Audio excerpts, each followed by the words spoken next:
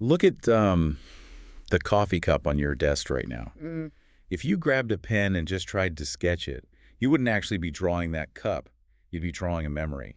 right, because we constantly filter, what's right in front of us through our own mental assumptions. Yeah. A cup is basically a cylinder open at the top, so your brain just kind of spits out this generic cup icon onto the page. Right. And when it inevitably looks a little off, Yeah. you probably just tell yourself, well, I just don't have the talent for this. Exactly, which is such a common trap. But that is the exact myth we're shattering today with our deep dive into In-Young Seung's book, Out of Art. The core argument here is that drawing isn't some magical innate gift. It's actually a learnable visual grammar. Yeah, think about how you learn to write. I mean, you spend years learning the alphabet, vocabulary, sentence structure. Right, before anyone expected you to write an essay. Exactly. Yep. Yet with drawing, we just expect people to sort of naturally know how to do it without ever teaching them the visual alphabet. Which is crazy when you think about it. Correct. So to learn that alphabet, I guess you first have to unlearn how you see. You do, yeah. The book outlines this really interesting engineering approach to drawing, and it starts with 3 steps of seeing. The first one is objectification. Okay, so what does that actually mean in practice?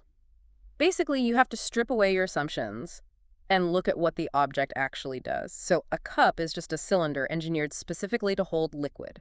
Oh, I see. Its function creates its physical form. Exactly. Okay, so once I realize I'm looking at a liquid-holding cylinder instead of just, my generic memory of a coffee mug, what's the next step? The next step is observation, but, and this is key, this isn't just passively staring at the surface of the cup. Right. You need to actively read the structural framework that's holding that form together. It's like finding the hidden skeleton beneath the object. Which brings us to the third step of seeing, which is abstraction. Now, I always thought abstraction meant like throwing paint at a canvas to express a feeling. Yeah, that's what most people think. But here, it's really about breaking the object down in your mind.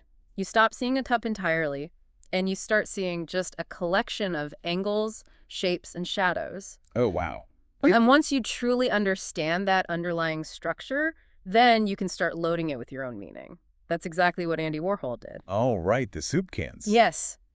He took a mass-produced Campbell's soup can, which is a totally ordinary visual structure, but because he understood its skeleton perfectly, he could abstract it to make this massive statement about consumer culture. That makes total sense. Well- But, I mean, seeing the skeleton is only half the battle, right? If your hand can't translate those angles and shadows onto the paper, Yeah. you're still kind of stuck. Yeah, definitely. So how do we bridge that gap without just, guessing? Well, by following a structural sequence, it's a lot like reading sheet music. I mean, you don't need innate musical genius to play a song if you can read the notes. That's a great analogy. Right. So the book lays out this 5-step structural drawing process to literally engineer the object onto the page. You start with proportion. Which is finding the object's height to width ratio. Exactly. Then step 2 is you draw a box around those exact proportions. Wait, putting my drawing in a box. That sounds like high school geometry homework, not art. Doesn't locking everything into rigid boxes completely kill the creative flow? I know, it feels super restrictive at first. But you have to think of the box as a minimum safe space. A safe space. Yeah, because when you draw that container and then follow the next steps, which are finding the symmetry, drawing the central vertical axis or center line, and finally building the form from large parts to small, Okay. you're actually giving yourself a way to self-correct. The box forces your brain to look at the negative space around the cup. Oh, so if the curves don't hit the edges of your box, you immediately know your proportions are off. Yeah. Ah, so it's kind of like using spell check while you're learning this visual alphabet. You don't need an art teacher hovering over your shoulder pointing out mistakes because the box and the center line reveal the misalignments for you. You nailed it. Mastering this grammar doesn't suppress your individuality at all. It gives you the vocabulary you need to actually express it. You have to know the rules to speak the language fluently and confidently. Exactly. I love that.